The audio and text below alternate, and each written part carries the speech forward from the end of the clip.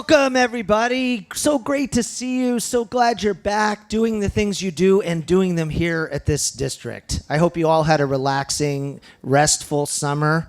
And I've heard some crazy stories already of the things that you've done. Can't wait to hear more as the day goes on. I'm going to keep it very brief before I turn it over to our rock star president, Dr. Taylor Mendoza, but I wanted to give you an update on a few things that are going on at the district that I think are pretty exciting. Starting from small to big, you may have seen some of our facilities staff. You'll be seeing them around campus wearing their brand new uniforms this year. All of our facilities folks are wearing uniforms for the first time. They look professional, they're happy, and they love the fact that they don't have to do their own laundry. So when you see the facilities guys around, please compliment them on their uniforms. To big, last year at this time when we talked about the land corporation and how we were wrestling with some departures of our tenants over at Mission College. As you guys probably know, the land corporation gives us about $4 million every year to do special projects, study abroad, special projects in the department, things like the art show, science festival, etc. We're going to be transitioning to a new tenant. Sutter Health is going to be moving into the area adjacent to Mission College. We are so happy about it. We spent pretty much the entire summer negotiating this deal, and the idea is that Sutter is going to move in very shortly, bring physicians into the office building with the plan to build a new 500-bed acute care hospital in Santa Clara right next to Mission College. That bodes really well for our district and the special projects that we want to continue to do and support at both colleges. In other good news, AB 3158, which is West Valley Mission's bill to allow free tuition for all students in our service area, is sitting on the governor's desk as we speak.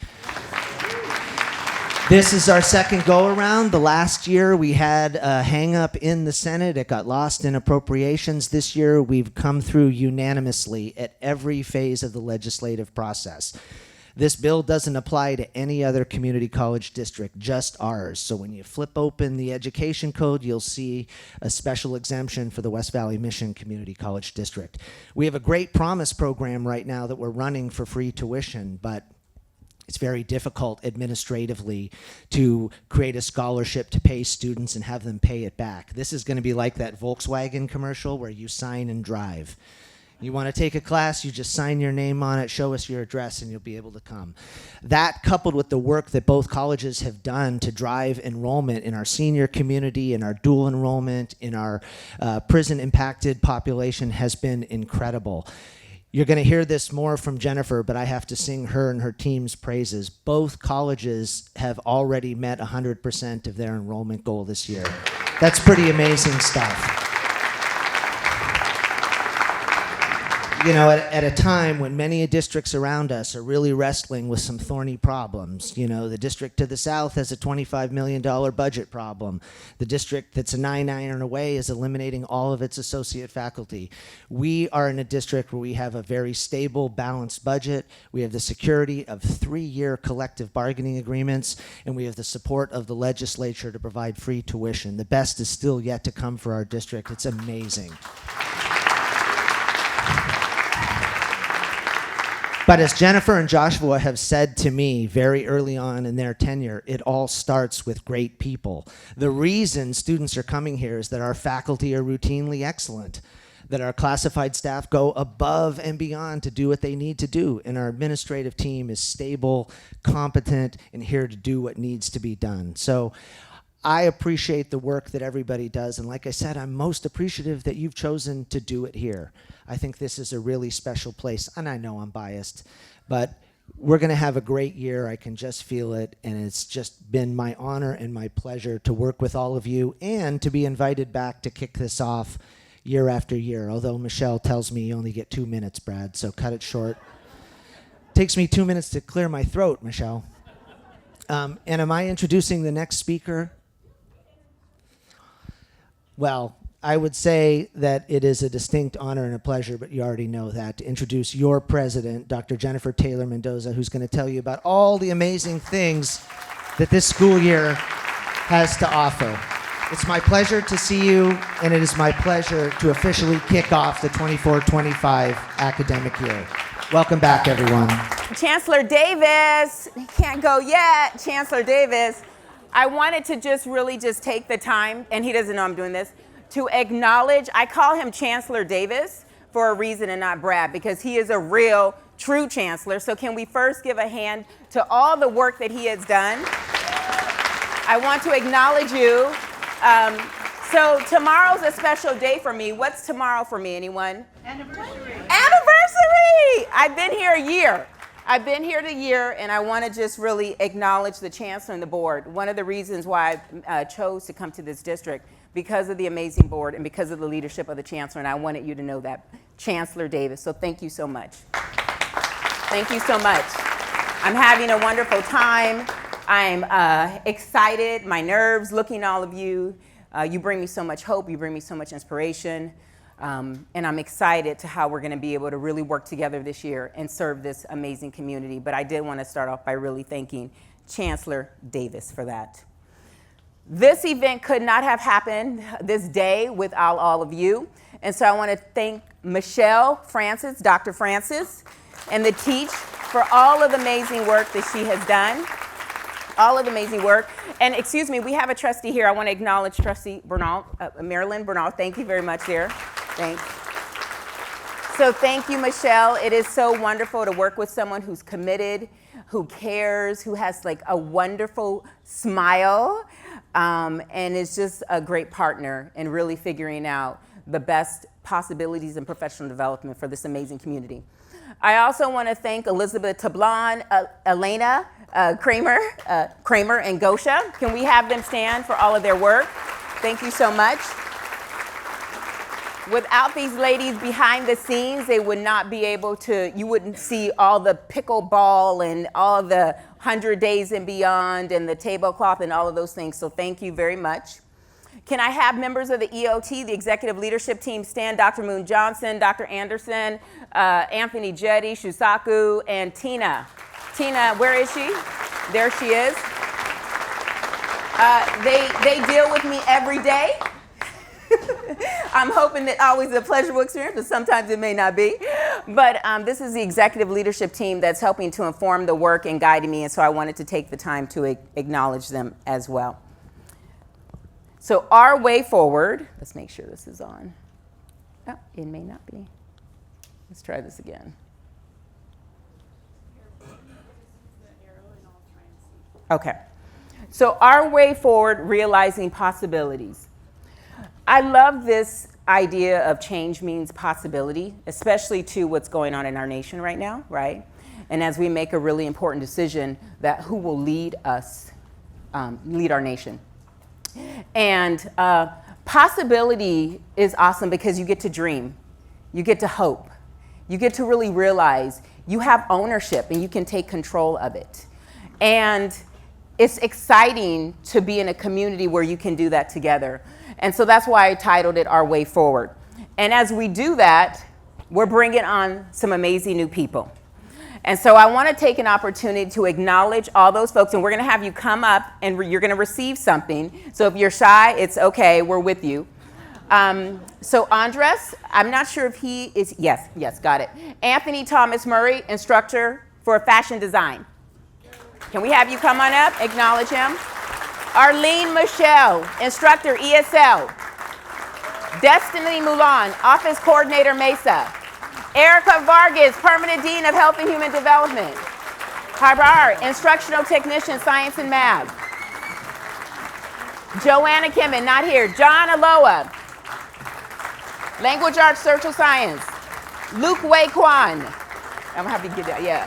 Mark Johnson, Mark Manbrose, Sam Elliott, Dr. Tanya Anderson, Teresa Thompson, Hong. Come on up. Come on, you can, don't be shy. Come on over, come on over, come on over, come on over. Come on up. So these are new hires, but really new members to our community, and I wanted to really just acknowledge them. Some of you, you've seen them before, but now they are permanent. Hi, how are you? And so we just want to acknowledge them and say, welcome to the Viking family, whatever. So thank you so much. We look forward to working with you. Thank you so much. Thanks for being here. Okay. Thank you. Thank you so much. Dr. Lowe is taking a photo. I love that.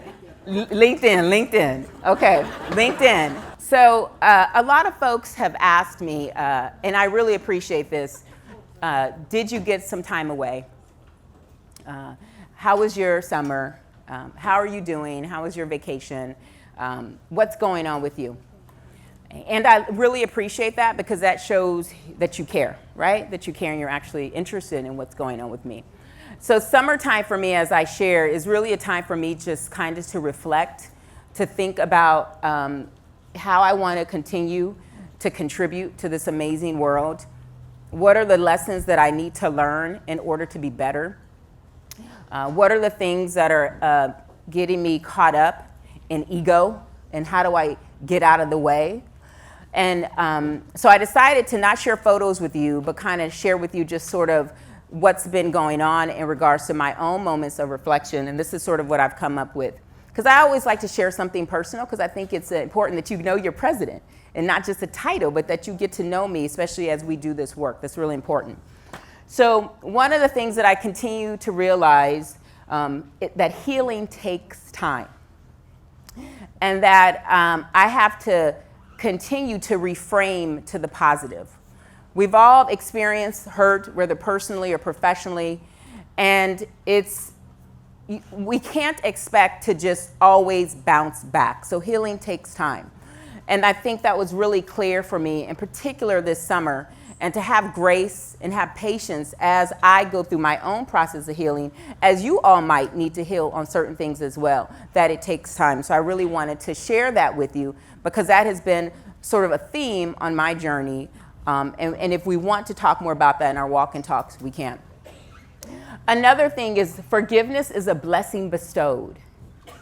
So if you want to forgive, you have to forgive, right? If you want to forgive, you have to forgive. And how do you begin to do that? And so forgiveness is a blessing bestowed. And I think it's such an amazing opportunity to pass that blessing on to others.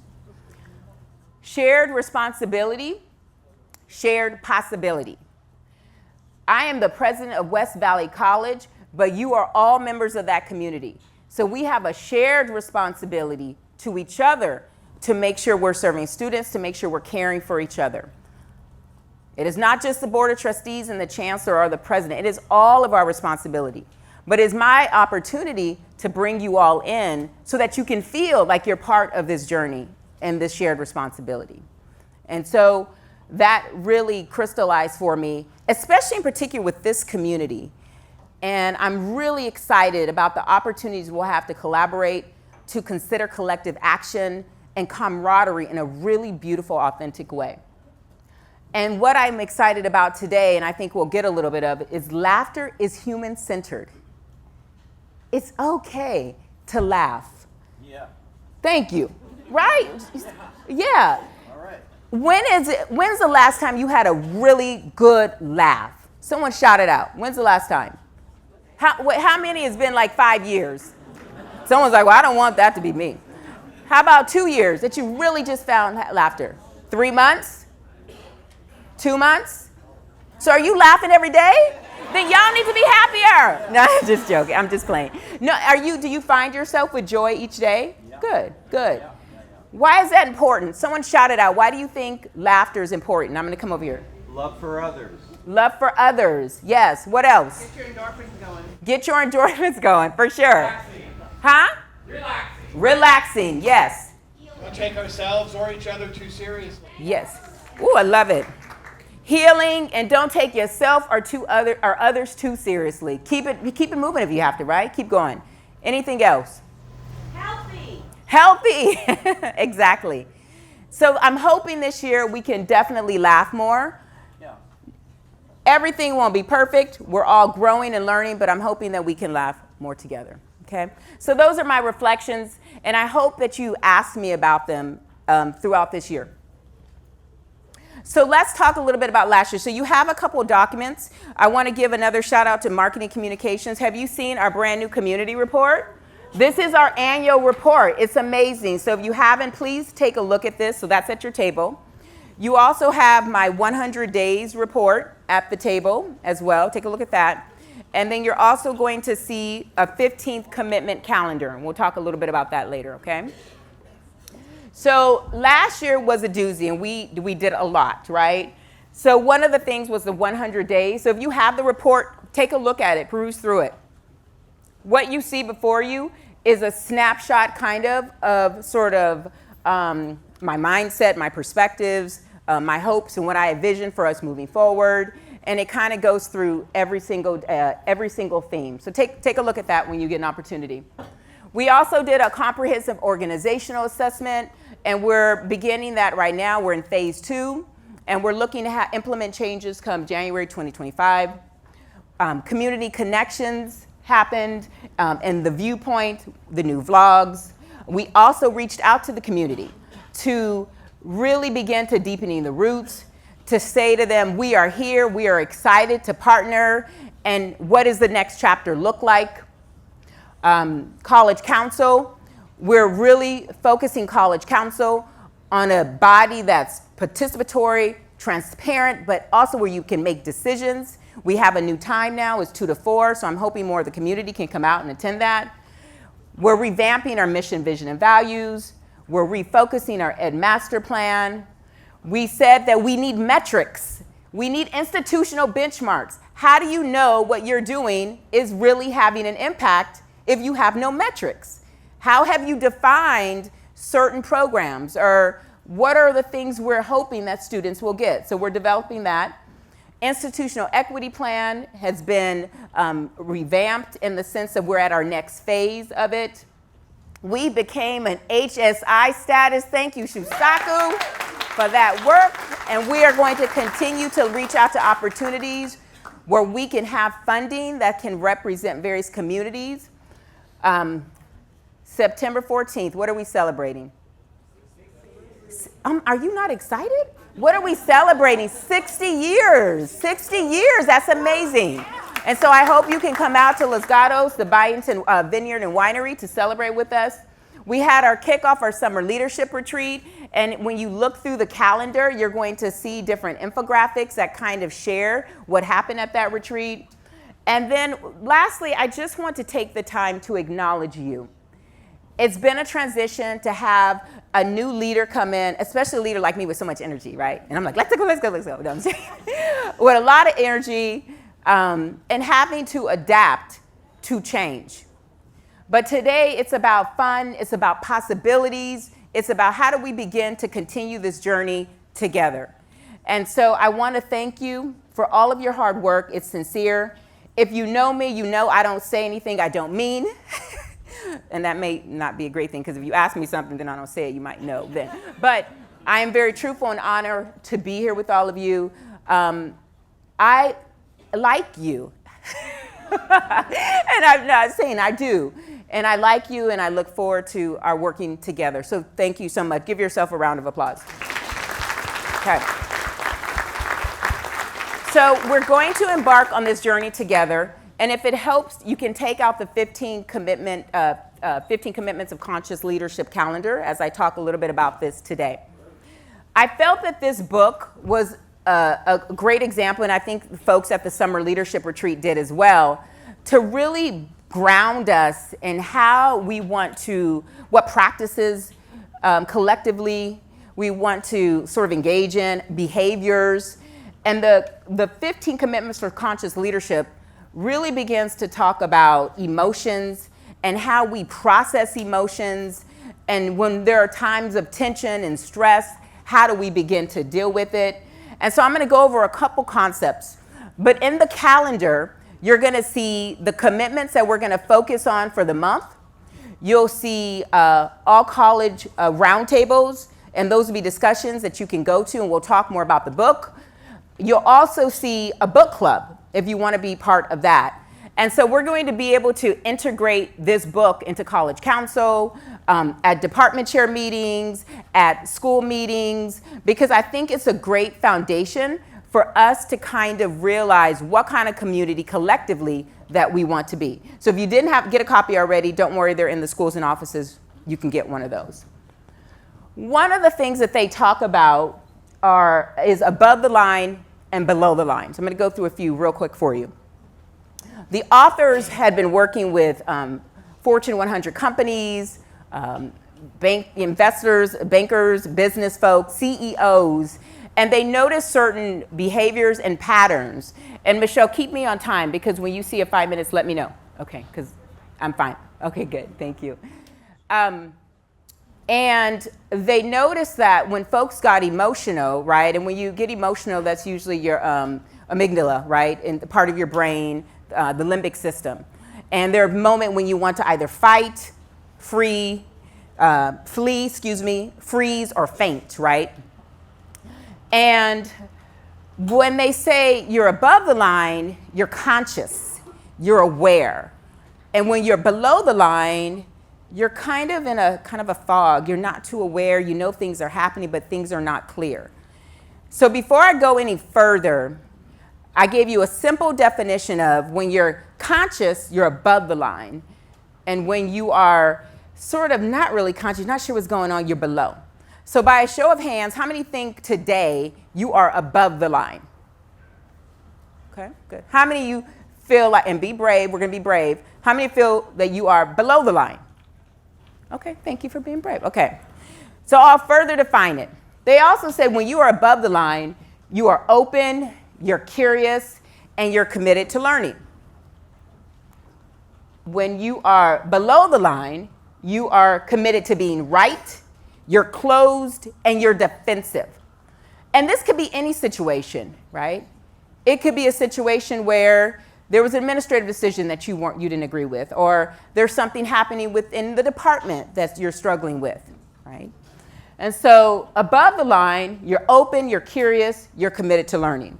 Below the line, you're sort of closed off, you're defensive, and it's about ego, right? It's about ego. Because we want to protect our ego, right? We're processing our emotions, but we're doing it in a way that we're trying to defend and protect. So I'm gonna ask that question again. How many of you today, and maybe think of situations, are above the line, open, curious, committed to learning, and how many are below the line?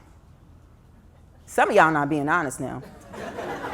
That's okay, it's a little bit. I know you may not want to raise your hand, so there are moments where I am below the line, everyone. It is okay, we're all in that, okay? So we're gonna learn a bit about that and how that harms a culture if you stay below the line too much.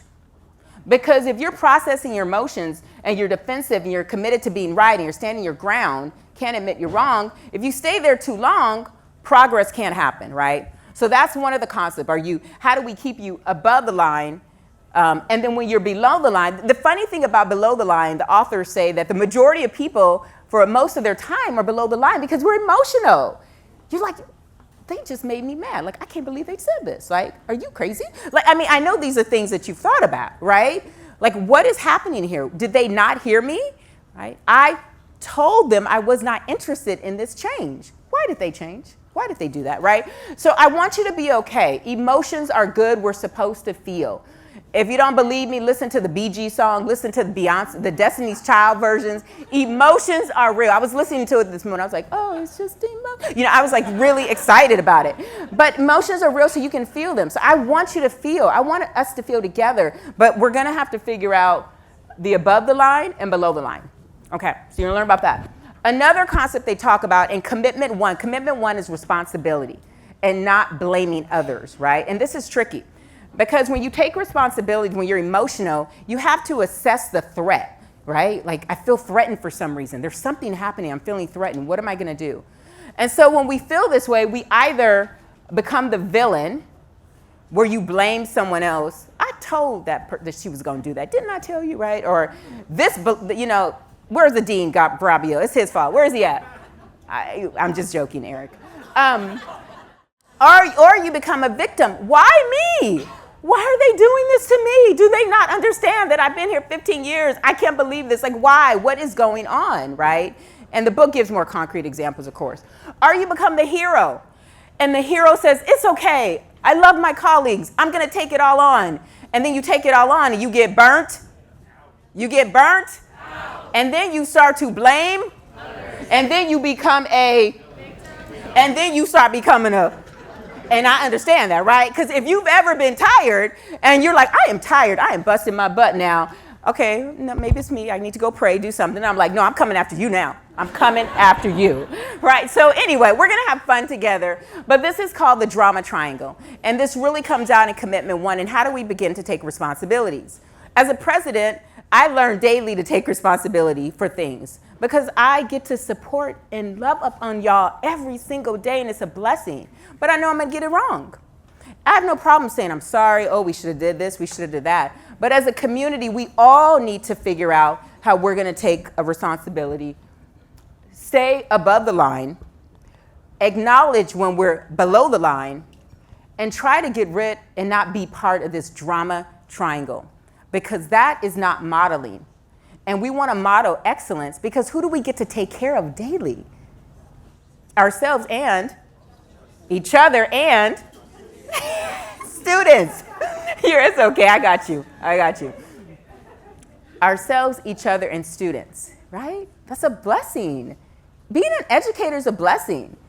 My mother wanted me to be a physician. It is what it is. And I thought, I'd be a pharmacist. But it's a blessing to be an educator, right? The work we get to do and care for each other. So that's what this book is about. There's so much more. We got 15 commitments. So we're going to talk about responsibility. I shared that. Curiosity and learning. Feelings. Owning those feelings, which are great. Candor. Gossip.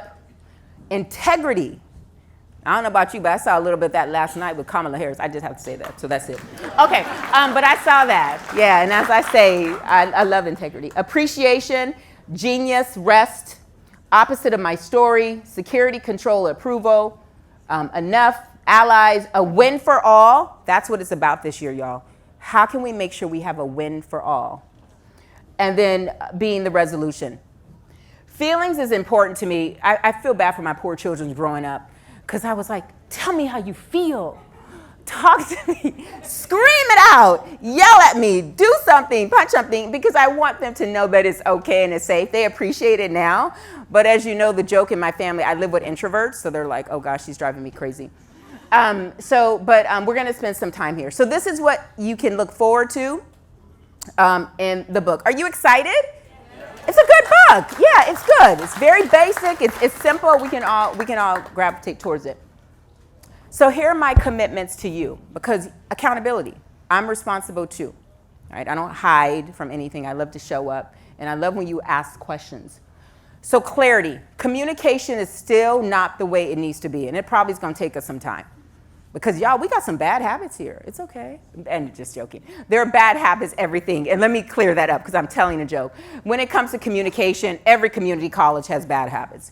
So we need to get better at that, right? I need to figure out what we need to do as executive leadership team, what I need to do. So there's going to be more clarity, and we're going to really talk about it. I'm going to really, with the Senate leaders, how we can get better. Stability. This is what I'm really striving for. Stability and succession planning. Thank you. Yeah. Because that's important. How can we commit to all the things we're doing if it's constantly not stable? And not just stable with physically stable, making sure we have the people in the roles, but the right folks in the roles. And that folks are present and ready to do this work. I talked to the classified Senate about when I was in financial aid. I was a classified professional. That was not a great fit for me. Shout out to financial aid. Where y'all at? Shout out to financial aid. Thank you. That wasn't a great fit. So that wasn't stable. That department wasn't stable because I was in it, right? Wasn't stable because I was like, I got to get out of here. So we're going to talk a little bit more about stability. I'm going to commit to stability. And then rhythm. We got to get in the flow. It's a little funky now. It's okay. It's like sometimes you step on each other's feet. You're like, what's going on? Do you know what it feels like to be in a flow, like rhythm? What is it? Come on, music flow. What does it feel like? Give me some. Dancing. What else? River. What? River. A river, yes. Free. What? Free. Free, liberty, harmony. Natural. Peaceful. Oh my goodness, peaceful, yeah. What else? Collaborative, positive, I think I heard. Dynamic, yes. So we're gonna get into a rhythm, right? You know when you're in a rhythm, exactly. Yeah, what's your favorite song? Shout out your favorite song. I have to hear this. No one has a favorite song? No? Okay, I threw you off. See, rhythm.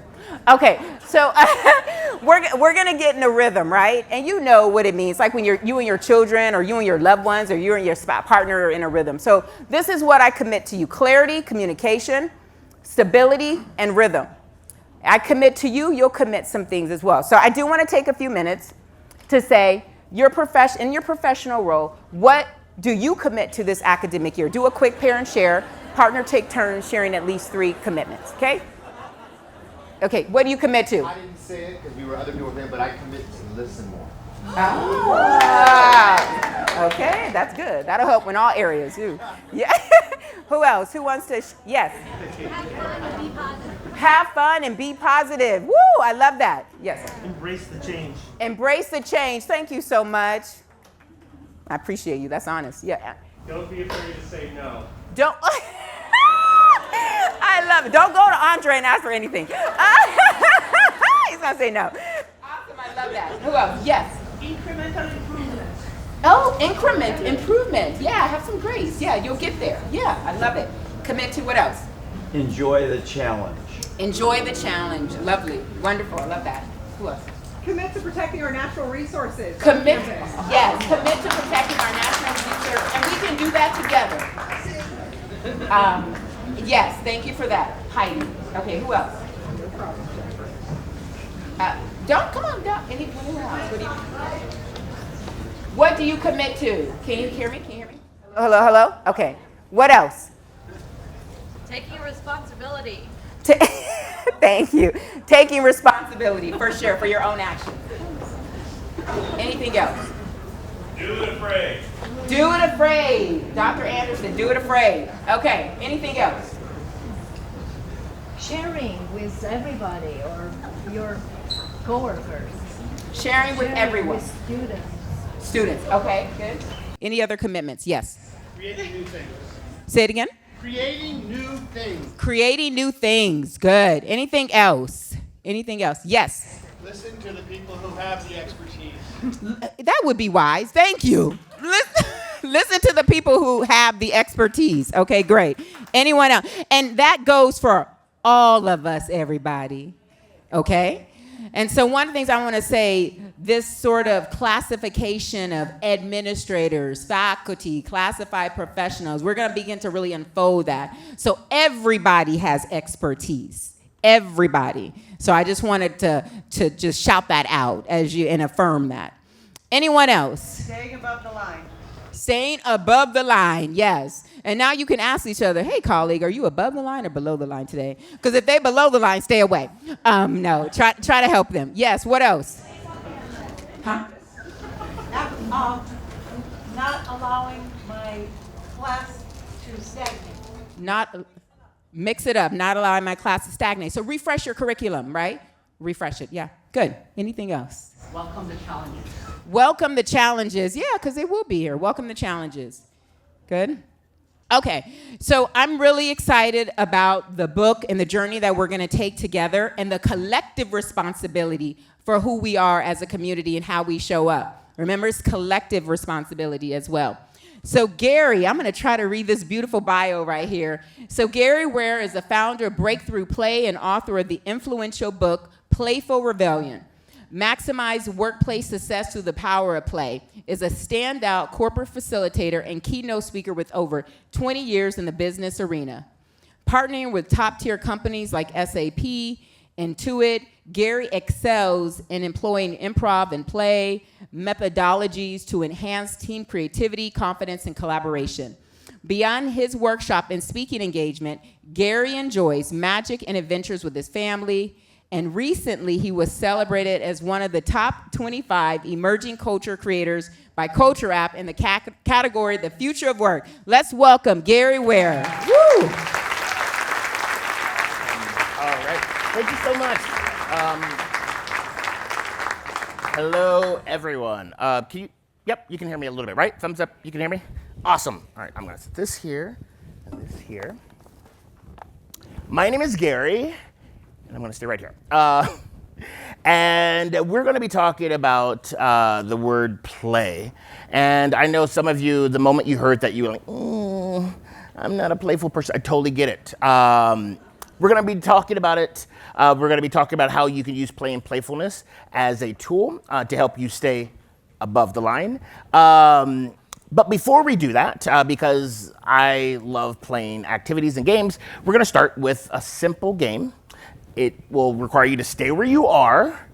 So for those of you who's like, I just barely got my coffee, it hasn't kicked in yet, I see you, I hear you. And the name of this activity, it's called True for Me. And how it's going to work, I'm going to make some statements. And if it happens to be true for you, you just raise your hand and just look around and acknowledge the other people with their hand up and then put your hand down. Now, I like to just put a disclaimer. There are no lie detectors. So if you don't feel comfortable disclosing to your colleagues that you like to drink during the daytime, don't raise your hand. That is up to you to disclose what you want to disclose or not. And we're going to keep it simple. It's going to be light. It's going to be playful. And the first one is, and this is by choice. So if this happens to be true for you, raise your hand. You consider yourself a morning person. Ooh, okay, awesome. A little bit. All right, cool. Hands down. All right, great. What about our night owls? Any night owls? People, yeah. All right, cool. Like it. Awesome. All right. Hands down. This is a new one that I learned recently. So we got morning people, we got night owls. This one's called a hummingbird. And so if you're a hummingbird, this is what it means. You don't necessarily like to get up early. And you probably fall asleep on the couch or whatever by like 7:30, 8 o'clock or anything like that. If you happen to be a hummingbird, if that's true for you, raise your hand. All right, cool. We got a few of those. All right, cool. I have 2 young kids, and I am definitely a hummingbird. You ask my partner, she will tell you, yes, Gary is passed out like come 8 o'clock on the couch. So it is what it is. All right, if this is true for you, raise your hand. You enjoy nature, whatever that means to you. Awesome, cool, great. We have such a beautiful campus. Like there's a creek and stuff like that. I totally get it. If this is true for you, raise your hand. You enjoy watching sports. Cool, awesome. And as I go through these aren't like you have to make a stance either or. If there's a whole bunch, you're like, oh yeah, I do that too. Cool. We are very, what I like to call multi-potentialites. So like we have different things that we like. So feel free to raise your hand to anything that fits who you are. So if this is true for you, raise your hand. You like to play sports. Cool, awesome, cool. All right, let's learn a little bit about personalities. If you're an extrovert, raise your hand. Extrovert. You get energy being around folks. Okay, cool. Awesome. I think I see where this is going. If you're an ambivert, that means you get energy being around people, but you still need to recharge and whatnot. If that's true for you, raise your hand. A lot of ambiverts. All right, cool, awesome. And last but not least, I know this is a stretch. I get it. Where are my introverts at? You can just blink, just give me a little blink. Awesome, all right, hands down. How about birth order? If you're the oldest sibling in your family, if that's true for you. All right, cool, and they did it very affirmative. All right, cool. Any only children? Only? All right, cool. It's all good, it's all good. No judgment, judgment-free awareness right here. What about the youngest? All right, cool. And I have not forgotten about you middle children. Where are you at? There we are, middle children. All right, a few more. If this is true for you, raise your hand. You at some point have gotten lost. All right, yep. All right, cool. If this is true for you, raise your hand. You, at some point or currently, play a musical instrument. Oh, nice. Awesome. Cool. All right, if this is true for you, raise your hand. You consider yourself some sort of nerd. Any nerds out there? Cool. Awesome. No judgment whatsoever. I love it. Cool. And since we were talking about it, I'm curious. If this is true for you, raise your hand. At some point, you've experienced burnout. Anyone experienced burnout? Whoa. Got it. All right, cool. All right. And then last but not least, if this is true for you, raise your hand. You're excited about the year ahead. All right, cool. Give yourselves a round of applause. Awesome. We are going to officially get started. My name is Gary Ware. I run a company called Breakthrough Play. And I am so honored that I get to do one of the things that I love the most. I get to use the power of play and applied improvisation as a tool to help individuals and groups in all kinds of settings, help them communicate, help them collaborate, help them connect with each other, and at the end of the day, be the best versions of themselves. And we're going to be exploring what that means. And we're going to sort of be breaking down play, because oftentimes when I work with teams and groups, and we think about play, we think, oh, play is very just one thing. Like it's either goofing off or sports or something like that. And there's so many folks who say, I don't play. So my hope is by the end, you will see where you fit into that, and you will have some really interesting strategies that you can apply so that you can stay above the line more often than not. But before we go on and we talk about all the good fun stuff, I have to just be completely transparent and say that it is challenging to experience play and playfulness. This is some recent data. Talk about burnout. There's a lot of research that talks about, especially educators are experiencing high levels of burnout, especially over the last couple of years, having to adjust, having to adapt. And when you're doing that, again, as we talked about earlier, when you're in that below the line state, what happens is your amygdala, your lizard brain is taking control, and you don't have the capacity to play. However, it's sort of like a double-edged sword, because it is sometimes the antidote. However, when you're not in that state, it is very challenging. You don't have to raise your hand for this, but maybe you've experienced this, like you're just having a rough time, and folks are like, oh, just cheer up. That is the worst thing to say. Trust me, I know. I've been married for 16 years, and it's taken a lot of times for me to realize, I shouldn't say that. But it just comes out of my mouth, and I'm like, I try to pull it back in. It just doesn't work. Again, when your brain is in that state, you're in survival mode. And when you're in that over and over and over again, it makes it challenging. However, there is hope. It's going to change. It's going to require you to change the way that you think. And that is the challenging thing. And to prove my point about that, I'm going to do a quick riddle. And this is a very intelligent crowd. I have a feeling that someone is going to get it pretty quickly. But this is a very challenging riddle. And the first person who shouts out the right answer, I have a little gift for you. It's right there. And so this is the riddle. So we got Fred and Andrew. They happen to be born at the same time, same hospital, same two parents, same day, same year, and they're not twins. How is this possible? Just shout out the answer. Triplet. Who said that? That is the answer. Round of applause, round of applause. Yes. I have to say, that was the fastest. Huh? That was the fastest I've had someone say that, unless you've heard that before. You're sort of just playing coy, oh, yeah, triplets. And if you didn't get that at first, I get it. I was working with some of the brightest folks, and I put this riddle up there, and they were trying to prove everything but triplets. They're like, oh, clones. I'm like, no, they're not clones. They had every other thing, but it was still very tunnel vision of twins. But we all know what triplets are. And this is the thing. Once you start to have one view of how something is, it's so challenging to break out of that. And that's why change can be hard. And when it comes to play and playfulness, far often we thought play was just something that kids do. And it's goofing off. And it's a waste of time. And it should be reserved for very special moments. And it shouldn't be done at work. Oh, no. However, and I'm going to share some of the research and stuff like that here in a bit, it can be beneficial.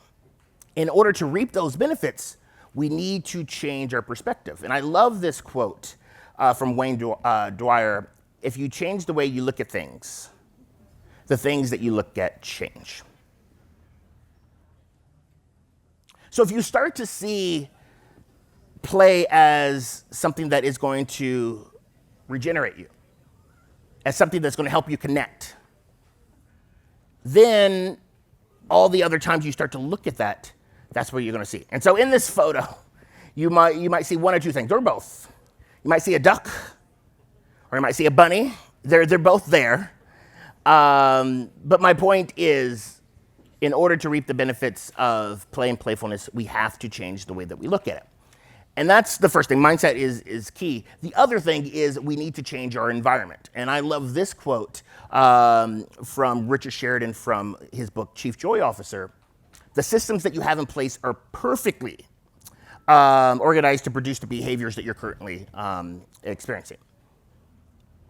Oftentimes, I go to corporations, big corporations. They generate millions of dollars in annual revenue, and very serious. But they're like, we need to change. We need to be more playful. We get it. We read the research, but it's just not working. And we start to like unpack everything, and we find out that they have a system that is perfectly designed for burnout. And the interesting thing, a lot of these companies, they have like the pinball tables, they have the nap rooms, they have all of these things that on the surface, seems like they're playful. I call it play washing, to be honest. But what it does, it makes people very angry because the way that their culture is set up, it's almost seen as a negative if you take advantage of those things, like you're slacking off. And so you need to change your mindset, and you need to rearrange the way that your culture is set up so that you can take advantage of those. And if we want to leap into the future and to be innovative and to meet the demands that we don't even know are showing up, we need to change the way that we think. And last quote here is from Albert Einstein. A new type of thinking is essential if mankind is to survive and move to higher levels. And I believe that starts with seeing the world as a playground rather than a proving ground. Yeah, cool, thank you. Oh, yeah, awesome, thank you. And so a little bit about me. Growing up, I was the most playful person that you would meet. I was that kid in class that was starting like group discussions when you probably should have been working independently. My parents tried to get a serious photo of me. It just didn't happen. It was non-existent. I'm the oldest, and I have two younger sisters. And every year around I would do it then too, but April Fool's Day, I would rig our whole house with booby traps and stuff like that. And my sisters, to this day, still think I have something planned come April Fool's Day. And because of that, I still win. Seriously, like just this year, it was like almost the end of the day, and we have a sibling group chat, and my sister like, so is it cool? Can I just start living again? Like instead of being worried, like I'm like, I don't know. Anyways, so I was that kid. And my parents would, they would go for a parent-teacher conference. They would say, Gary is so bright. Yeah, he knows exactly what he's doing. However, he just talks too much. And it's so interesting. I have this belief that the things that probably got you in trouble when you were younger were the superpowers that you need when you're older. You just didn't know how to harness them yet. And so as you can see, I'm a public speaker. I step on stages. I help people collaborate. And it was so funny. My dad came home and he said, so your teacher said that you were supposed to be working on this project and you got a group of your classmates to work together. I was like, she didn't say we had to work by ourselves. And I feel like two heads are better than one. So like we grouped together. Anyways, so my parents education's very important in our family. And I was the first of my immediate family to graduate from college. So my dad, him and my parents both did not graduate from college. They didn't go to college. My dad went to the Navy. My mom just entered the work field. And so education's very important. And so my dad, he gave me a little tip. He said, look, I understand. You like to play, you like to have fun. There's a place for fun and there's a place for work. And so he said, Gary, you can play all you want. You just got to get your work done first. So I was like, challenge accepted. And so I would come home and boom, I will focus, get my homework done, and my reward is I get to play. I get to do whatever suits my fantasy. So I love video games. I would go out and me and some friends, we would make little forts and stuff like that. I did sports. Great. That served me very well. And I was able to graduate. I graduated from the Art Institute of California, Los Angeles, and Santa Monica. Very excited to jump into my career. I studied marketing and communications, and I wanted to be, if anyone's seen Mad Men, I wanted to be like Don Draper. And I was very fortunate with a lot of hard work. I landed the job of my dreams. It was one of the largest independent digital marketing agencies in the world.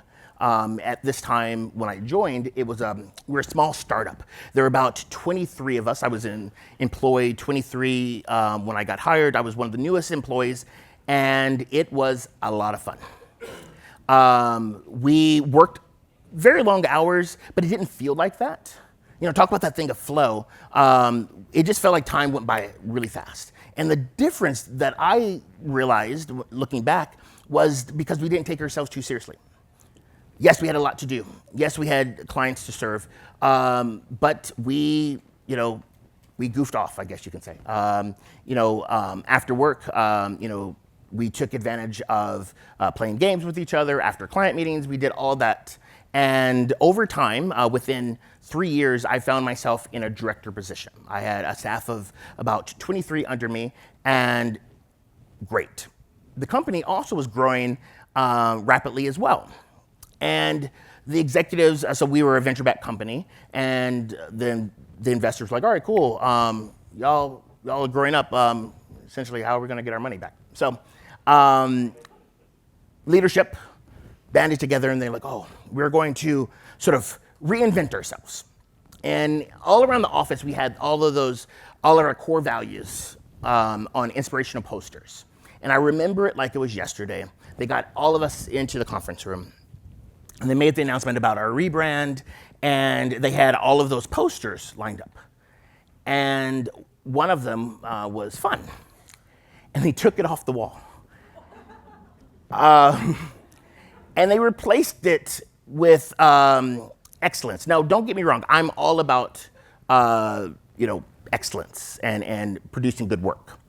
But there was something like that happened when they took it down. They're like, oh, we need to grow up. We still worked just as hard, but we didn't feel like we could play.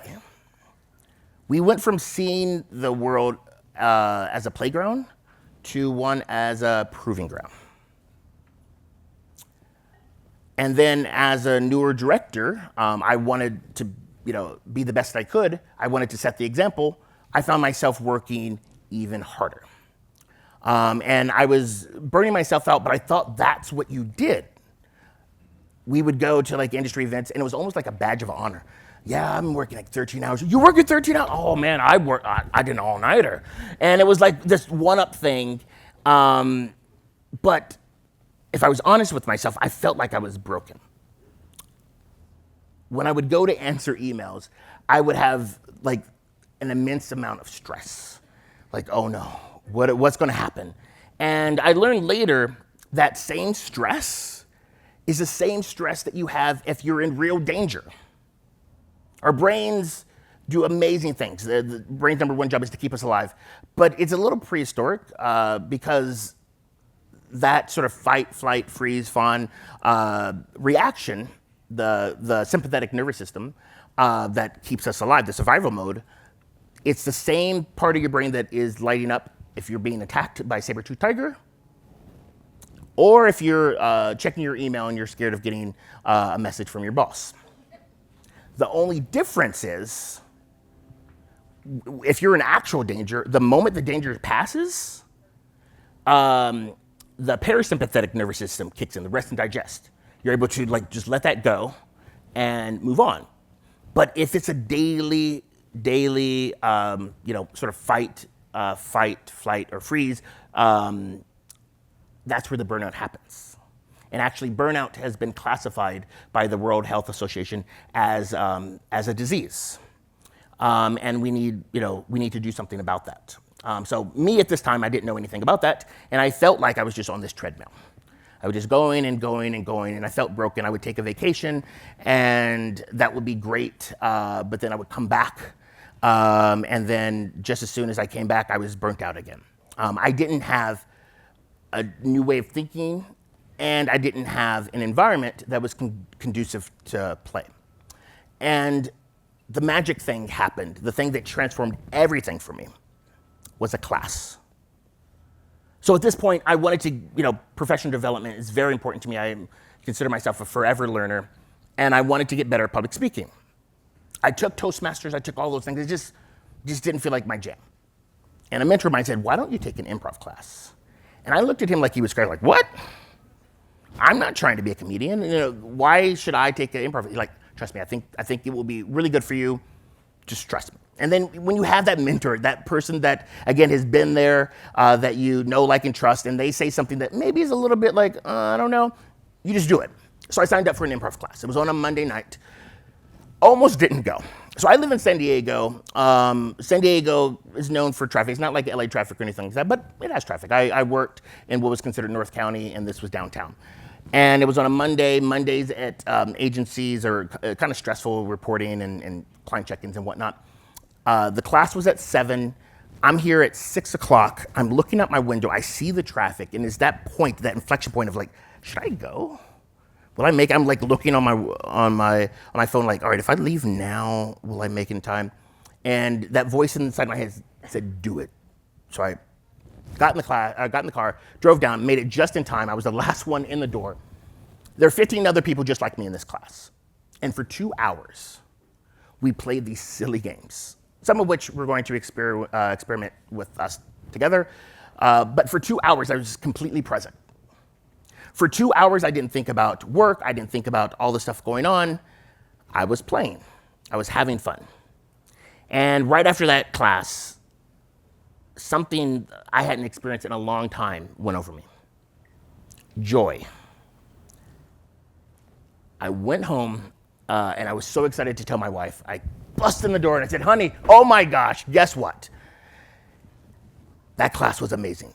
She said, she stopped me right there, and she said, are you drunk? And I said, no, I considered it, but I didn't. And I told her all about the class. And the next day, Tuesday, was the best Tuesday I had in a long time. But here's the interesting thing. The clients were still the same. Emails were still the same. Everything was still the same. I was different. Then comes Sunday. I'm excited for improv class. Most people are like scared to go back to work the next day. I'm excited because right after work is improv class. So that became my new cycle. That became my outlet. I started bringing these games and activities to my team. And we started playing again. But it was different this time. Right after a stressful meeting with the client, we would do this activity just to help us sort of unwind. If we needed to prep for a meeting and we need to be creative, we'd do some of these activities. Because I saw that these things that I did in this improv class that was designed to help professional improvisers be able to collaborate on a stage without a script applied to work. And that was our thing. And we connected on a deeper level, and performance improved, and our stress levels decreased. And I was like, wow, improv, that's the answer. And yes, it is, there's a lot of research that shows how beneficial it is. But if you unpack it, essentially what we're doing is playing. And so that is the secret to connecting, the secret to being above the line, the secret to reducing stress is play. A mentor of mine, Gwen Gorton, once said that play is a superfood of behavior. Play is like kale. And it has all these amazing benefits, and we probably, it's enjoyable as well. And as I mentioned, over the last 10 years, there's been a lot of research on the power of play, not just in children, but in adults. And some of those benefits are it reduces your stress, it improves your creativity, it helps you be more optimistic, it increases productivity.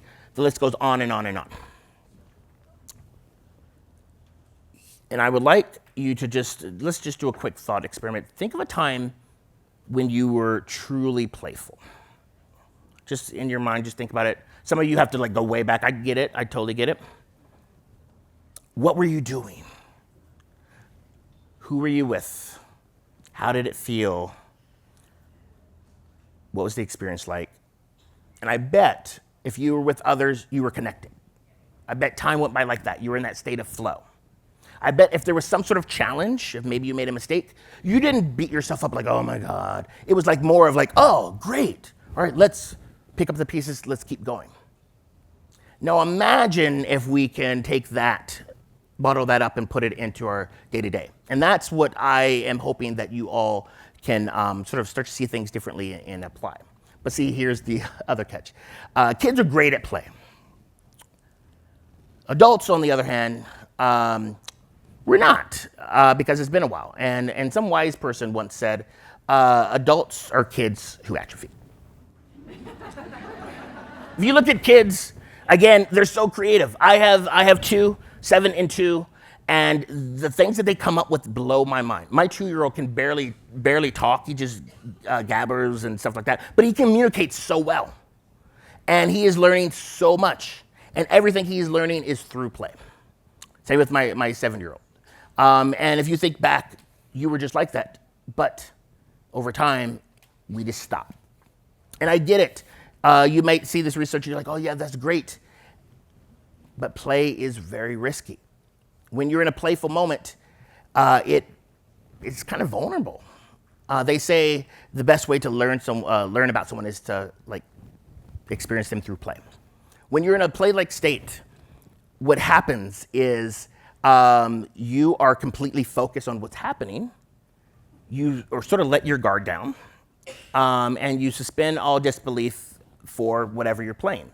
And when you're like that, yes, you essentially could be attacked. But it's a necessity. So what we're going to do an activity. And with this activity, you're going to need something to write on, something to write with, and a partner. So go ahead and do that now. Figure that out.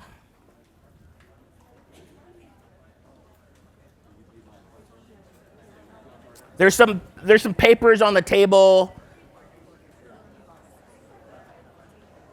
And I like to say threesomes are better than no sums. So if you don't have a partner and you want to group into a group of 3, that's completely fine too. Does anyone need a partner? If you just raise your hand, all the people with their hands up, maybe you can find each other. Yeah.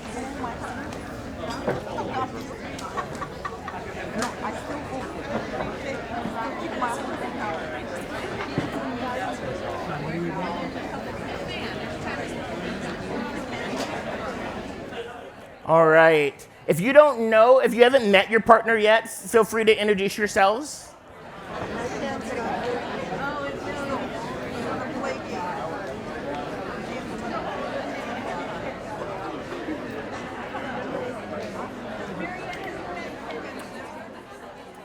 Alrighty then. So, since there's like 200 or so of you and one of me, I have a little tool to help me out. So if you hear this, that's just a quick little signal. That just means just to bring the noise level down because we have to move on. So, all right, so you have your partner. We're going to do this activity twice. So just save room on the paper or you're going to flip it over, just giving you fair warning. And with this activity, it's going to take, you're only going to get 30 seconds. That's it. I know, ooh, 30 seconds. All right. And with this activity, you are going to draw your partner. I know. So take a moment, glance at them. I get it. I know, a bit challenging. I invite you to accept the challenge and move through. This is 30 seconds. You're going to draw your partner. And 30 seconds starts right about now. Go. Draw your partner. 30 seconds.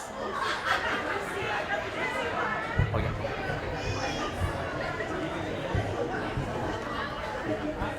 20 more seconds.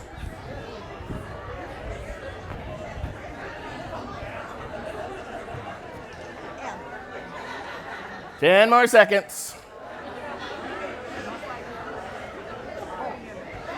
4, 3, 2, 1. All right, pens down. Give yourselves a round of applause. Show your partner. Yes, you have to show your partner.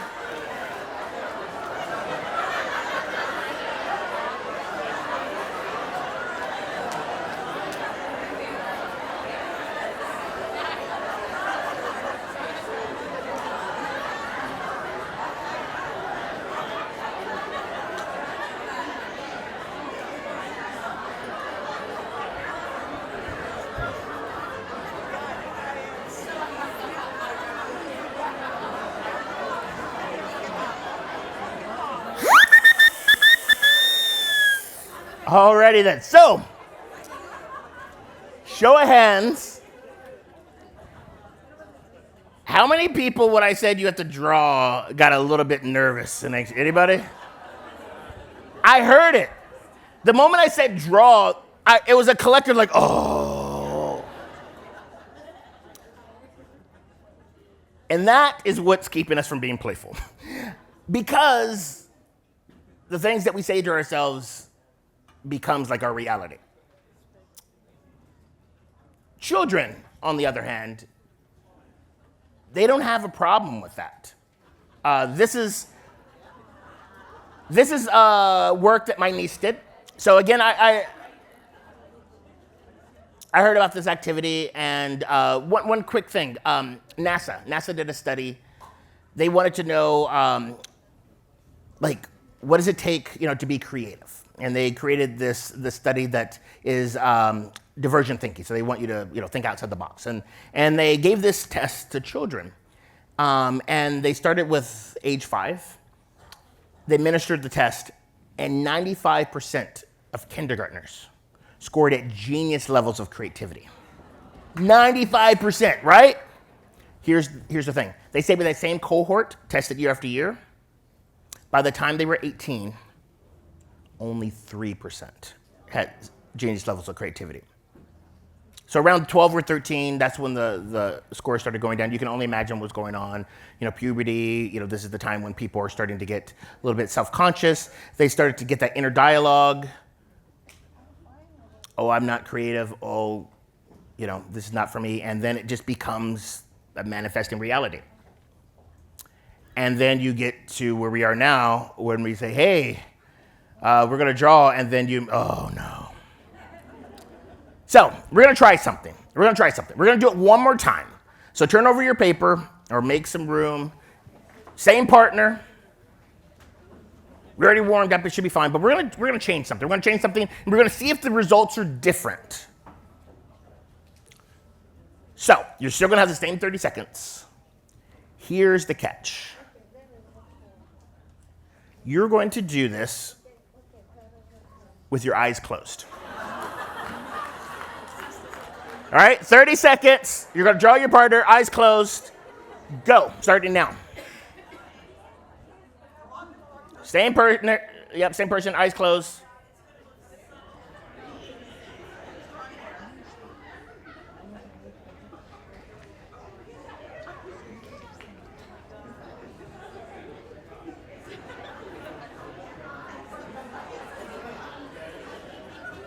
All right, 5 more seconds. 4, 3, 2, and 1. All right, cool. Pens down. Round of applause. Show your partner.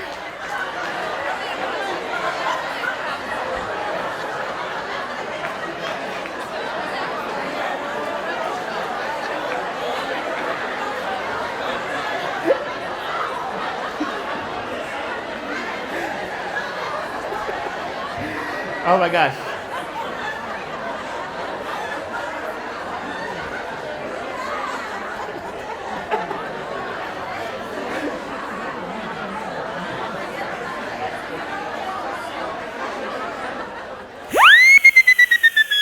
Awesome. All right. One more big round of applause. Awesome. Thank you for humoring me and playing that. So let's check in on this.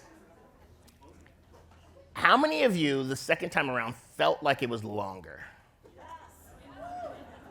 Interesting. It was the same 30 seconds. You can look at my watch. It was the same 30 seconds. Why do you think it felt longer? Someone can shout it out. Why do you think? Yeah, your eyes were closed. Oftentimes, when people do this the second time, and the moment I say you're going to close your eyes, the expectations change. You're like, oh, this is clearly not going to be good. You lower your expectations, and then that voice inside your head just silent. Because again, whatever, it's just going to suck, whatever. And then you just allow yourself to play. You allow yourself to just be present. You allow yourself to focus. And again, show of hands, how many people when you looked at it, you're like, it's not that bad? Interesting.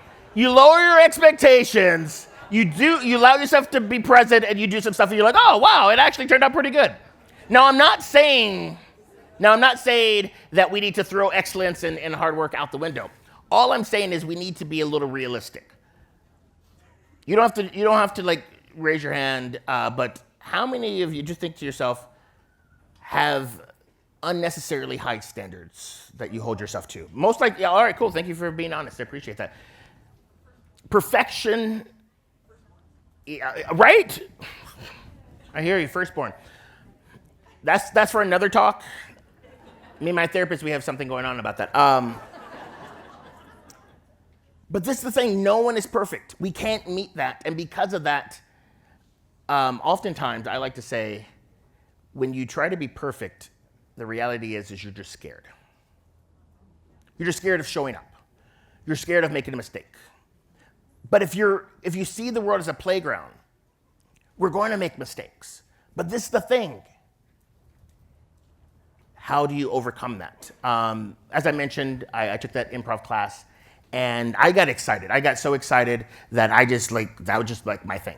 And I've been studying improv for the last 15 years. I've been since performing, and as I mentioned, I use this in my work. One of the rules of improv is there's no such thing as a mistake. Mistakes are gifts. And when it comes to failure is an event, not a person. You may have failed, but you are not a failure. Google had this study, it was called Project Aristotle. They wanted to know what is the makeup of high-performing teams. So they have lots of data, and they studied everything from tenure to certificates to degrees and all that stuff. It was inconclusive. You could have a very high-performing team made up of complete scholars, and same with people that don't have those same sort of certifications, and vice versa. You can have this, on paper, look like it's going to be a rock star, high-performing team, but they don't perform well. They did, however, find that what was consistent with high-performing teams was a thing called psychological safety. And psychological safety is your ability to feel comfortable being who you are, being able to speak up when necessary. And here's the thing, when you have high levels of psychological safety, they found that those teams actually made more mistakes than the ones that had lower amounts of psychological safety. And what I'd like to think is that it's not like the teams that had low levels of psychological safety and or the lower performing teams, is not that they made less mistakes, they reported less mistakes. Because when you have low levels of psychological safety, you don't feel comfortable saying, oh, I sort of messed up on that. And as a result, you're not going to learn. So we need to shift our sort of thoughts on perfection and failure, and that is where play comes in. Because again, as I mentioned, when you thought about that time when you were playing, you saw a mistake probably as an opportunity. Think about games. If you didn't make a mistake, it would just be boring. Who would play a game that just immediately first time it's just perfect? It's just like, oh, cool, I beat it again. Those challenges is what makes the games interesting. Now imagine if you can look at the challenges that maybe you're facing, and you can face them head on and see it as an opportunity for growth. That's what happens when you have a playful mindset. So, as we experienced here, we are essentially kids who are atrophied. Play, hopefully you're starting to realize, like, yeah, when you have this sort of playful mindset, things are slightly different. Now, how do we get there? We need to essentially rebel. Now, when I mean rebel, I don't mean like, hey, we're just going to walk out. It's called, we need to rebel through play. And what that means is we need to start to change the environment. We need to start to rebel against our sort of habits, those habits that are keeping us focusing on perfection when we know perfection is not good. We need to rebel against status quo. Just because we've done it a certain way doesn't mean that we continue to do that. And it's not easy, but it's worth it. And there is a path, and that path is very simple. The first part of the path is you need to give yourself permission. And if you need a reminder of that, you can just copy this link down. I have a permission slip that you can print out, you can put on your desk. But there's something about giving ourselves permission to do something. In the hundreds of companies that I've worked with, that was one of the biggest things when we would debrief. We were like, what was different? Like, oh, I said it was okay. I said I could be okay with failure. Failure is okay. And so that's the first step. And then as we think about play and playfulness, as I mentioned, most people think through a very narrow lens. And if you want to like sort of really embrace play, Dr. Stuart Brown, he wrote an amazing book on play. He started to, with the people that he worked with, he started to have them do a play history. And he invites them to think back when they were younger. How did you play? And a lot of times people didn't realize that they played, but he started to say, guess what? If you like to move, if you did something and you got into that state of flow and you were movement, that's play. If you were reading books and it was enjoyment and time flew by and you were in that state of flow, that's play. So think about what are the activities that you did when you were younger that you could just do for hours just for the sake of it? And how can you take the essence of that and apply it more often than not? Again, we're not trying to be perfect. That's why I say more often than not. And the last one, it's a practice. Again, when we go to the gym, we don't go one time and expect to have six-pack abs. Something that we need to commit to and be consistent. And so as it pertains to play history, I want to share a story of someone that I worked with during the pandemic. And this person, their sort of play personality, how they saw play prior to the pandemic was travel. They were considered an explorer. Their form of play is getting stamps and their passport. However, when the pandemic hit and they had to work from home and they couldn't travel, they found themselves overworking and burning themselves out a lot. And so we worked together and we started to, all right, let's do a play history. We uncovered that the thing that she liked to do when she was younger was she loved Barbies.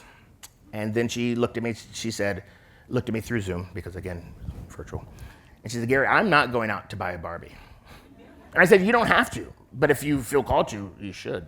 But you don't have to. But let's figure out what's the essence of that. What about that was play for you?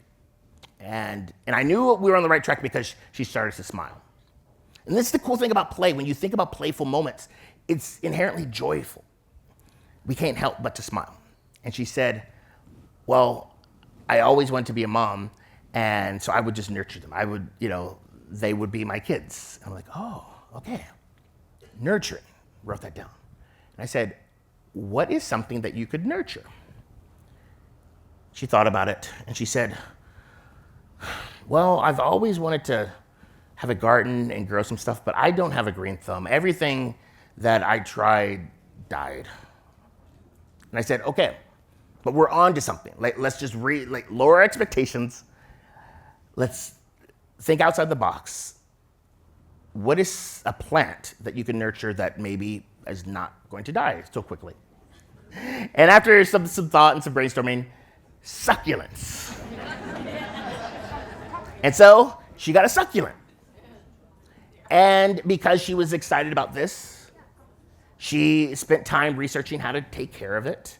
And instead of, on her breaks, again, we're working from home, instead of like overworking and maybe doom scrolling through social media, she spent time figuring out how to take care of these plants. And so one succulent turned into 2, which turned into 3, which turned into 4.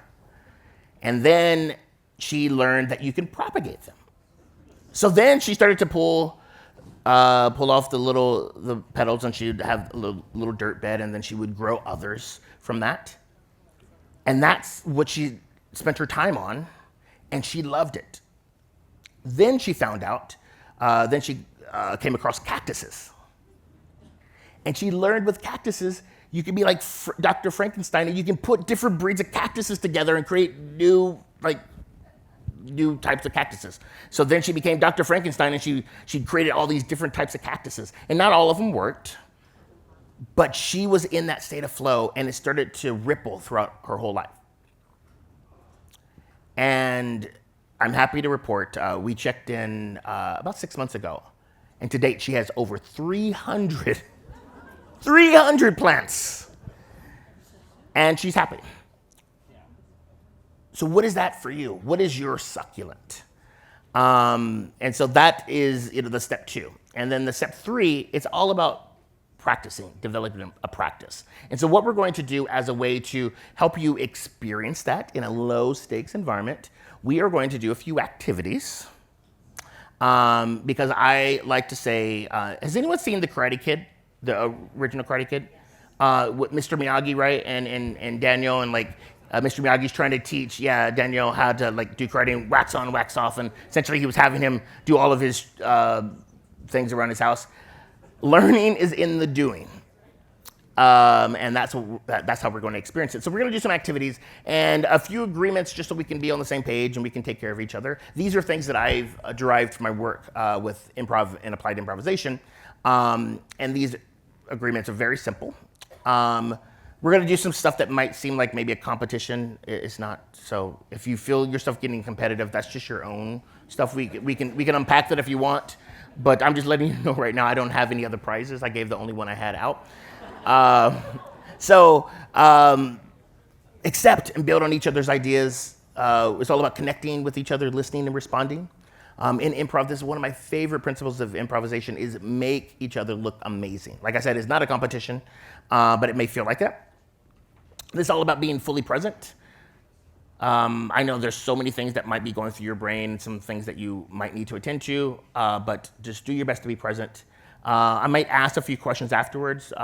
Serve the group. Who knows? That one little insight that you might have can help so many other folks. And the big one, find joy in mistakes. You're going to make lots of mistakes. And instead of we, in the word of improvisation, we celebrate mistakes. We clap it out. We do a thing called a failure bow. So if we make a mistake, often in improv, we're like, oh, ta-da. And it's so funny, that failure bow. My oldest, when he was learning to walk, and I was, again, first-time parent, and when kids learn to walk, they fall down a lot. And I, at first, was like, oh no. And my sister, who, again, she's my baby sister, but she's with all the wisdom. She's like, Gary, you need to just pump the brakes, just chill. And then I was like, oh yeah, improv, all right, let's celebrate mistakes. So you fall down, oh my God, yeah, you did it. In my head, I'm like, oh my God, I think my kid. But I just kept doing it. And it's so much so that I didn't know he thought I was watching, but he fell down and made a mistake, and he looked for the applause. I was like, oh yeah! And he taught it to his baby brother, who he's 7. My oldest is 7, and my baby brother's 2. And he taught it to his baby brother, my youngest. And my youngest is like even more adventurous now. And I'm like, oh no, I created a monster. But it's all good. Celebrate mistakes. And be open to discovery. Maybe you might have done this activity, but this is the thing. If you go in with that mindset, oh, I've done this before, your brain shuts off. Because your brain's job is to keep you alive, it can only do so many things at a time. And so if it's like, oh, I don't need to be here for that, you're not going to learn anything. So go into everything like, oh, what could I learn from this? And then be positive, have fun. So thumbs up if we can agree to all that. Yes. All right, cool. So what we're going to do, we're going to play. Our first thing is very simple. You're going to stay where you are. It's an activity called Take 5. This is a really fun energizer activity that I love to do. That it's a good way to like sort of get the endorphins going. And how it's going to work is I'm going to call out a number, and for each number there is a movement and a sound that you're going to collectively do. I'm going to go through all 5, and then I'm going to mix it up and see if you can keep up. Cool? Thumbs up if that makes sense. Awesome. All right, so when I say 1, and these are all silly. So no one's going to look cool doing this. So I'm just going to let you know right now, we're all going to look very silly doing this. So 1 is lion's breath. So big hands, big eyes, tongue out, and a roar like a lion like this. Rah! So do it with me. Rah! All right, when I say 1, what do you do? Rah! One more time, 1. Rah! Awesome. All right, 2. 2 is the opposite. You're going to make yourself super small, scrunch everything up, and go like this. Tiki, tiki, tiki, tiki. Like a little mouse. All right, so 2, what do you do? Tiki, tiki, tiki, tiki. And 1. Rah! 2. Tiki, tiki, tiki, tiki. Awesome. All right, 3. When I say 3, you're going to go like this. So snap your hands together and... All right, 3, what do you do? 2. Tiki, tiki, tiki, tiki. 1. All right, 3. All right, cool. 4. 4 is what I call like King Kong. So you're gonna sort of beat your chest and go, rah. All right, so, all right, so 4, what do you do? Awesome, cool. 3. 2. Tiki, tiki, tiki, tiki. And then 1. Rah. All right, 5. 5 is like this. Big sigh. 5. 4. 3. 2. Tiki, tiki, tiki, tiki. And then 1. Rah. All right, cool. So those are all 5. Just a big round of applause. All right. So now I'm going to mix it up. I'm going to go in a different order. If you make a mistake, just jump back in as quickly as you can. All right, cool? Here we go. 5. Yeah. 5. 1. 3. Yay, awesome. Yay. Mistakes are great. Yay. Awesome. 2. 4. 5.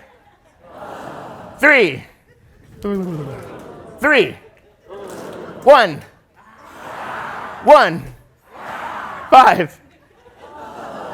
5. 1. 1. 1.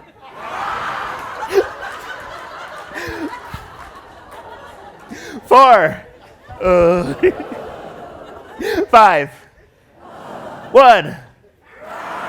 3. 2. 5. 2.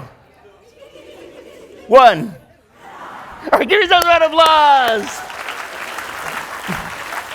Awesome. All right, cool.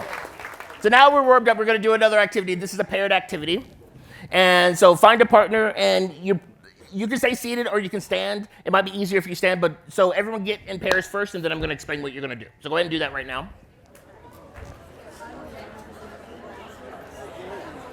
So you're going to need to figure out who's going to go first, and that's going to be very easy. Whoever went to bed the latest of you two is going to go first. So figure that out right now.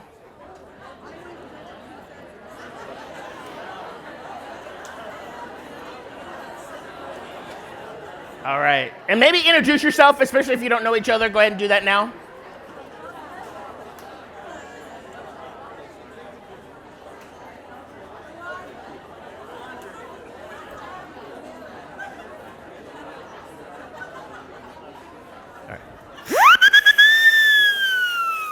All right, cool. Raise your hand if you're going first. Raise your hand if you're going second. First? Second? All right, go. All right, cool. So now I'm going to explain what you're going to do. Between you and your partner, you're just counting to 3. But it's going to be like this. 1, 2, 3. 1, 2, 3. So essentially going back and forth, just counting to 3. One person says 1, next one says 2, then goes back to says 3, and then the next person says 1. So you're one at a time, one number at a time. Here's the thing. Start slow, and then gradually get faster. Now, you're probably going to make a mistake.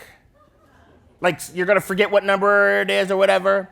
If you make a mistake, you celebrate by giving each other a high 10 if you feel comfortable doing that, or just like clap it out. Cool? Thumbs up if that makes sense. All right? Counting to 3, that's it. Ready, and go.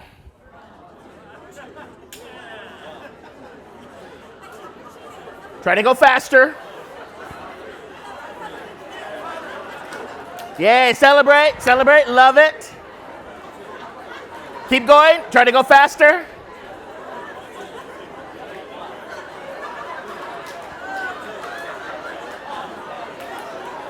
See how fast you can get? Keep going.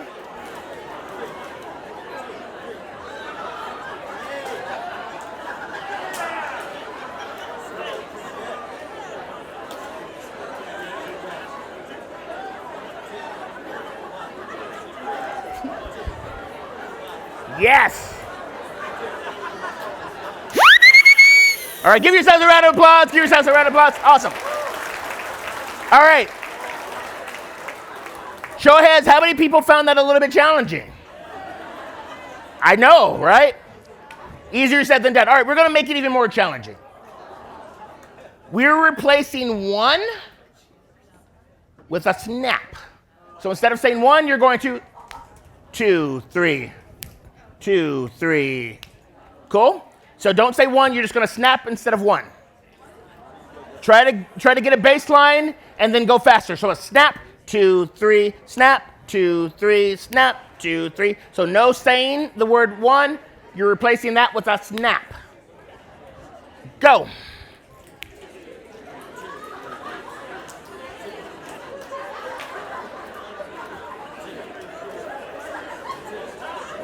Yep. Celebrate, celebrate. Don't forget to celebrate. Yay. Keep going. Try to get faster. Go, go.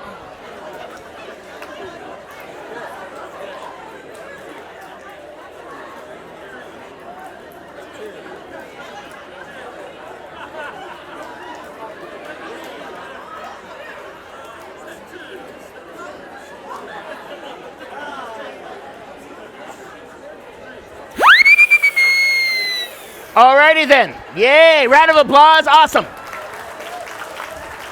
Next round. So 1 is a snap, 2 is going to be a clap. So it's a snap, clap, 3. Snap, clap, 3. All right? Try to get faster. Again, celebrate when you make a mistake. Go.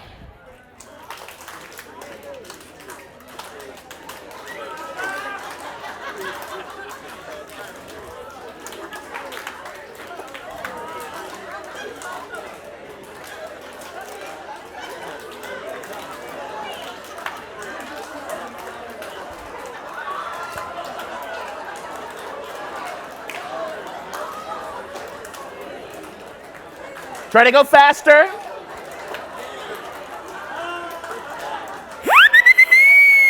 Round of applause.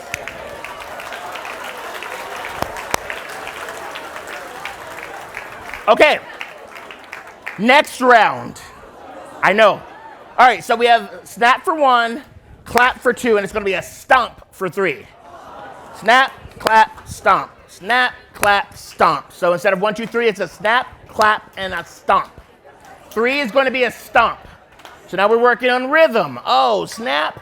All right, so here we go. Try to go as fast as you can and go. It's all good. Celebrate mistakes. It's all good.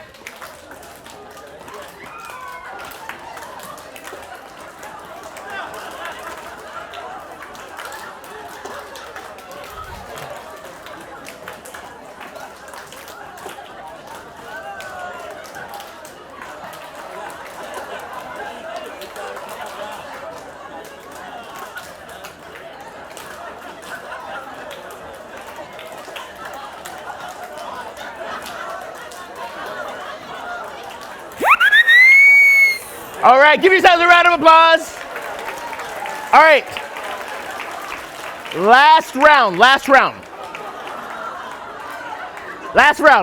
right, so what we're gonna do, we're gonna do a little experiment. We're going to remove all the snap and clap and all that and stomp. We're going to get rid of that. We're going to go back to what we did the very first round, and you're just going to count 1, 2, 3. Here's the thing. See if it's any different than the first time you did it. Try to go fast. Good luck. Go.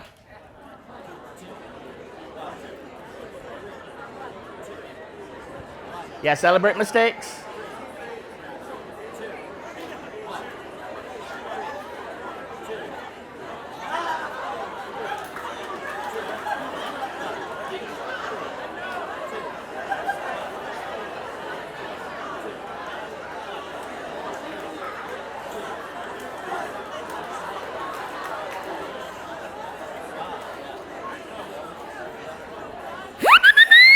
Round of applause. Give your partner a high five. You can have a seat. Have a seat. Let's quickly chat about it, and then we have one more activity. Quickly chat.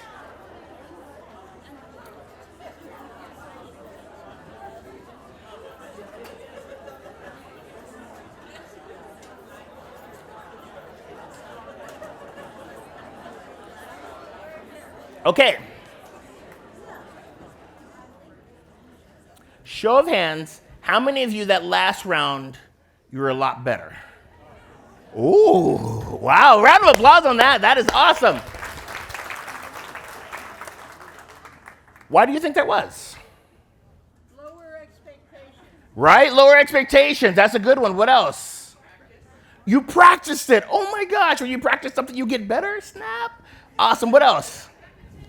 Repetition, yes. What else?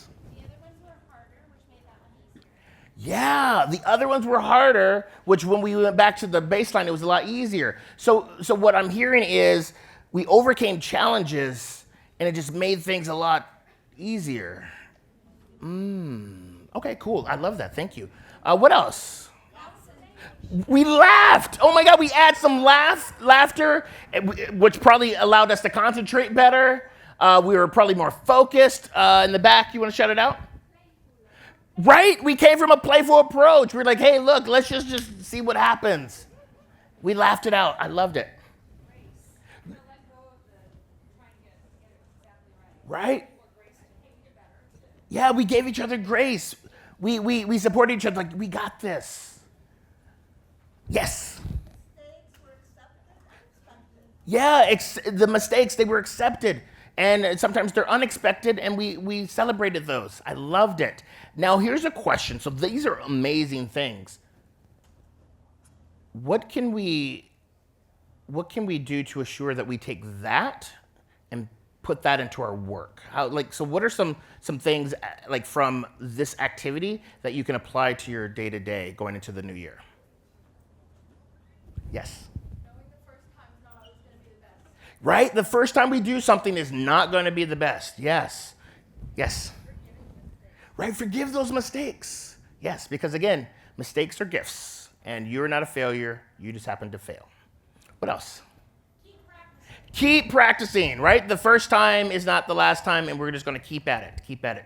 And the interesting thing, from this activity, I would like to say that this is a very resilient group. You didn't just like give up. You persevered. You got through it. So round of applause for that. Resiliency. Awesome. Any other takeaways? Right? How can we add more fun to it? Again, yes, the work is serious, but we do not have to take ourselves so seriously. How can we add more laughter? Fun fact, kids on average laugh 180 plus times a day. Adults struggle to get to 18. Adults turn laughter into a conditional statement. I can only laugh and experience joy when something happened that is going to make me do that. Kids laugh just because they want to experience joy. So what if we could take a page out of the kids' book and just laugh and allow ourselves to experience joy? So we have one more activity, and this activity is going to be very quick, but I need you to get into groups of 3. Groups of 3. If you have like a group of 4 or something like that, that's fine. You're going to just stand up for this one. But ideally groups of 3, but you can have a group of 4, but you need at least groups of 3. So stand up, find a group.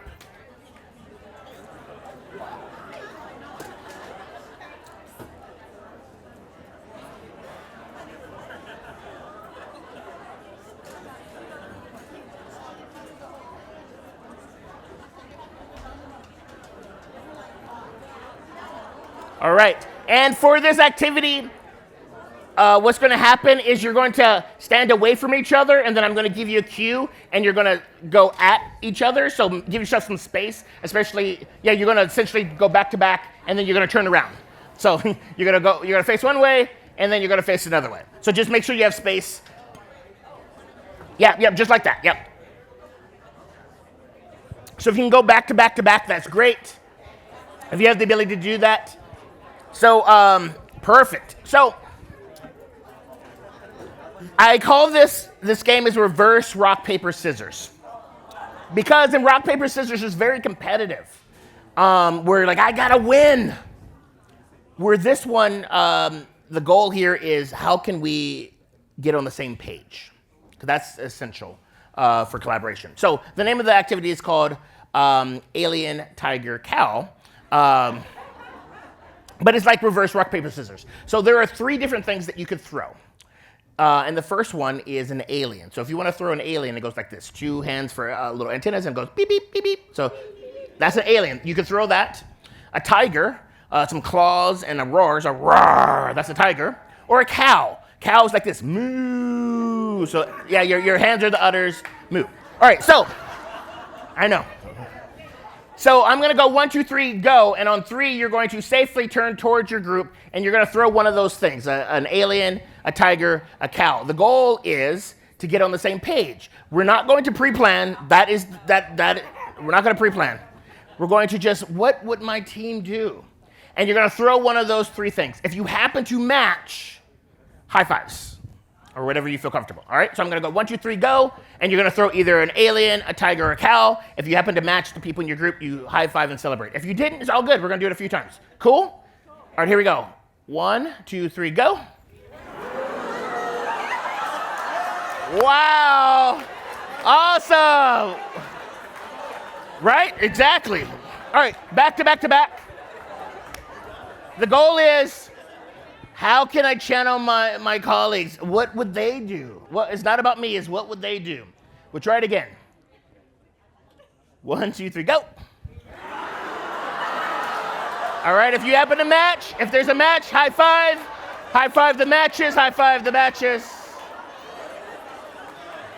It's all good, it's all good, it's all good. All right, last time. It's all good, it's all good. Again, we're not pre-planning. We're channeling our group. Here we go. Last time. Here we go. 1, 2, 3, go. Yay. No worries. High five your partner. Big round of applause. Go ahead and sit down. Have a seat. With that activity, as I mentioned, the goal is all about collaboration, getting on the same page. So what it's doing, it is priming your brain to think about someone else. And you immediately start to have empathy. I love doing this activity before having to either have tough conversations or do a situation where we need to brainstorm, because it gets you outside of your own head. You've already did it a few times where you're thinking about someone else. Now when we need to do the work, you're already in that right mindset. These activities, hopefully you're starting to see that yes, they're fun, they're enjoyable, and they have another purpose. This is what I call purposeful play, in that we take fun, enjoyable activities and we do them to achieve a different outcome. Maybe it is all about trying to connect. Maybe it is all about trying to create an environment where we feel higher levels of psychological safety. We're taking all the benefits of play and we're really allowing ourselves to sort of reap those benefits. So, I can't believe we're out of time. Time goes by. Did you have fun, by the way? Yay, awesome, great to hear. So, I want to make sure that this is not all for naught. So I'm going to leave you a little assignment. Hopefully it's fun. But I would like to invite you, this is your challenge. How can you schedule some form of play? Either with yourself, 10-minute little respite where maybe you're going to start some felting or some crochet or something like that because you realize that that's something you do. Or maybe within groups, before in between classes or in those stressful moments. And double points if you actually put it into your calendar. Because again, I don't know about you, but if it's not in my calendar, it does not exist. And breaks are essential. We work very hard, and breaks shouldn't be something where we are checking email. Breaks should be the times where we're rejuvenating ourselves, because if we use that time for playful moments, we will find that we are more productive and we have more time to do the other things. So if you need some ideas of some stuff that you can do on your breaks, you have a beautiful campus. Take a walk outside. You can work on breathing, read a book. That's awesome that you have the potential to do some book club stuff this year. Maybe you spend some time on that, or a fiction book, something that brings you joy. Dance, coloring, doodling, looking out the window. Believe it or not, that will get you like in that sort of zen-like state. And I know for some of you this might be challenging because you haven't done this. So I'm going to give you a simple formula that is designed to help it become more of a habit. And it's a recipe. So it goes like this. After I blank, whatever this event is, I will blank because it will make me feel blank. So after I have a long class, I will take 10 minutes and crochet, or 5 minutes to doodle, because it will make me feel more energized. That will start to put that trigger in your head. And this is been vetted. This came from researcher BJ Fogg from not too far from here, from Stanford. And he has an amazing book called Tiny Habits. That's where I brought this from. And then after you do that, I invite you to celebrate yourself, because that is the missing piece. When you celebrate yourself, you get that reinforcement, like, oh, yay, I did the right thing. You get a little boost of dopamine. And so that is your recipe. So I want to leave you with this quote, that when enough people raise play to the status it deserves in our lives, we will find the world a better place. So thank you so much for having me. My name is Gary Ware, and I appreciate you.